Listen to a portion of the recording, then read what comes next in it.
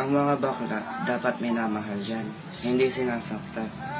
Ang mga bakla dapat pinapasaya yan, hindi pinapaluha. Ang mga bakla tinatratong babae, hindi ikinakaya. Ang mga bakla dapat pinagmamalaki. Ang mga bakla dapat pasayahin kung paano mo pasayahin yung naging nakaraan mo. Ang mga bakla may puso rin yan. Hindi porket tumatawa sila, nakangiti sila, wala silang problema. Dinadaan lang nila yan sa ngiti. Pero sa totoo, iniisip nila na wala nang magmamahal sa kanila. Ang mga bakla dapat huwag mong saktan.